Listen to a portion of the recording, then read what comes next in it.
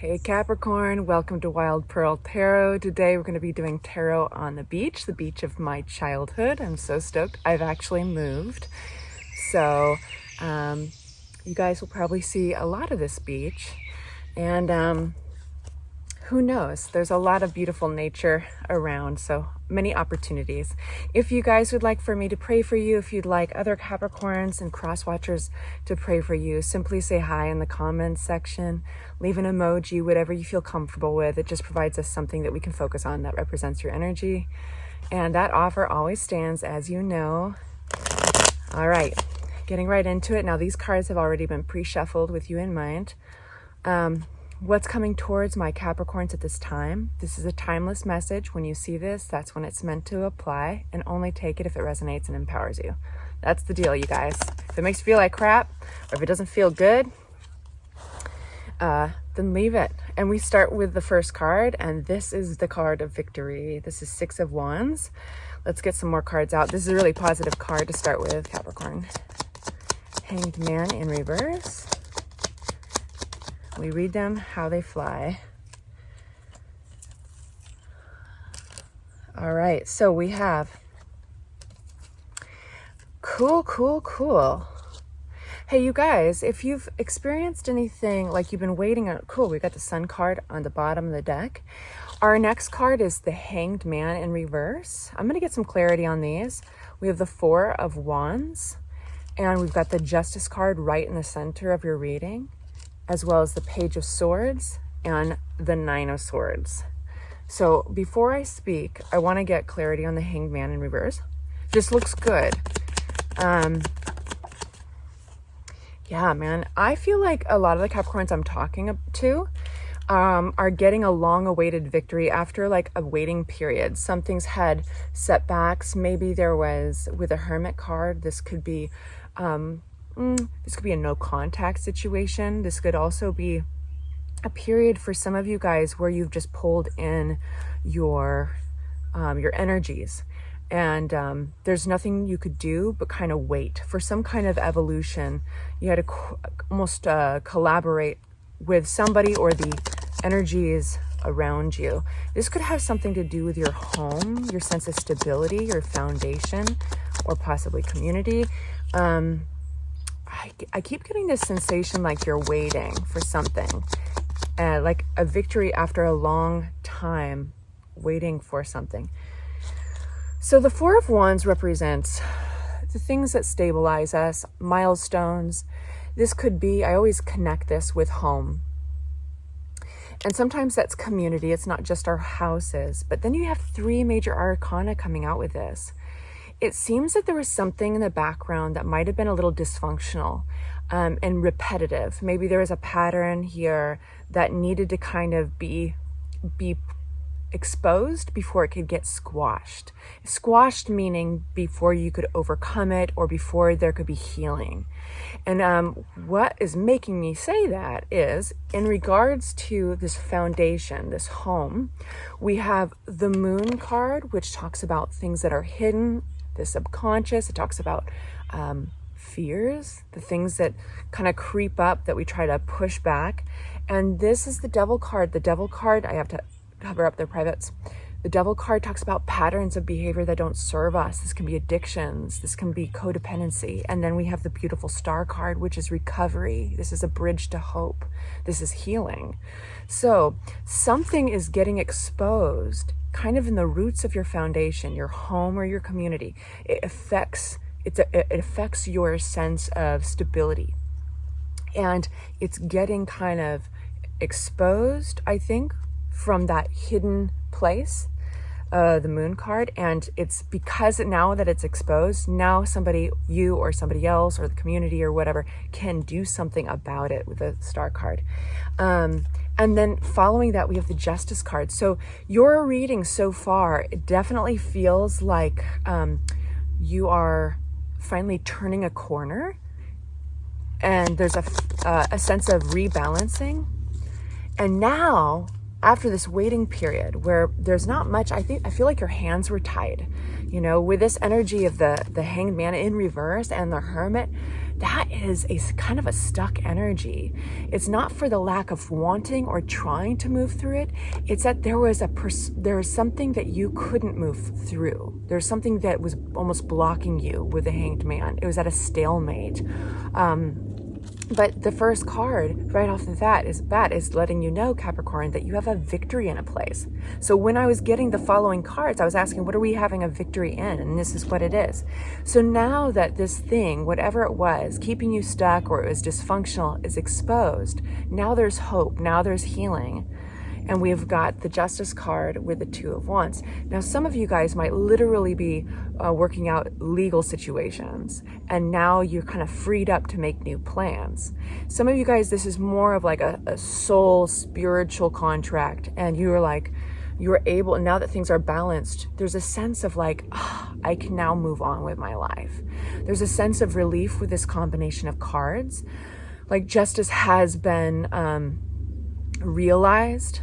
And you know the feeling of like something happens in your day or in your week, and there's a little part of your brain that can't stop working on it, and you can go on to, socialize with friends or go to work and do your routine, but you always feel pulled away, just a little bit pulled away with something that your brain is stuck on, something that your emotions are stuck on. So this has been playing somewhat in the background, I think, for a while for you guys. And now you're freed up. You can use all of yourself to make these new plans.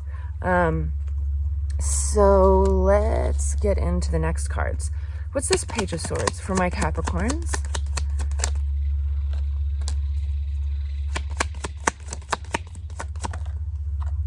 Nice. One sec. Woo.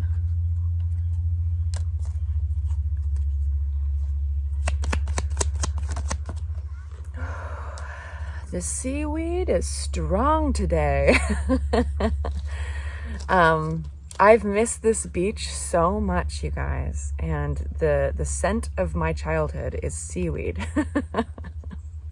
It's not, if you're familiar with that smell, it's not the most delightful of smells, but it's nostalgic.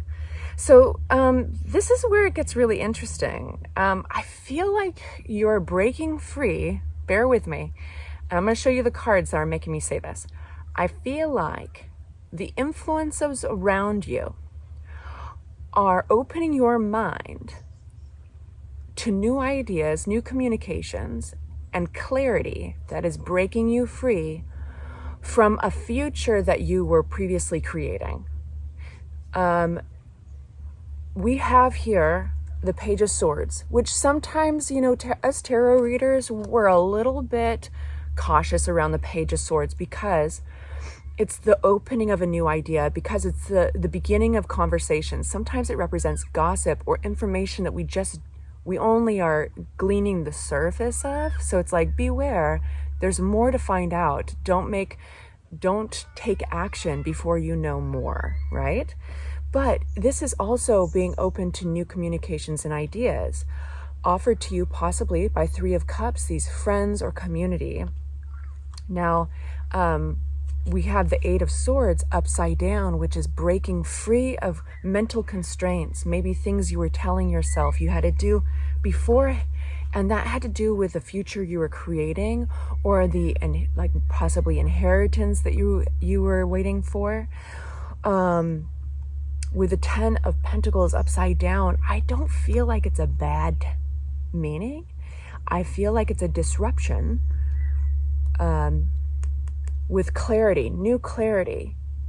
So the Three of Cups doesn't have to be like party, your friends in a social life. It could be a third party dynamic, but either way, you're being influenced by information you're getting from outside influences.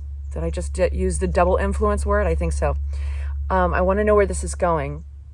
The Nine of Swords. And I want to know about our Ten of Pentacles.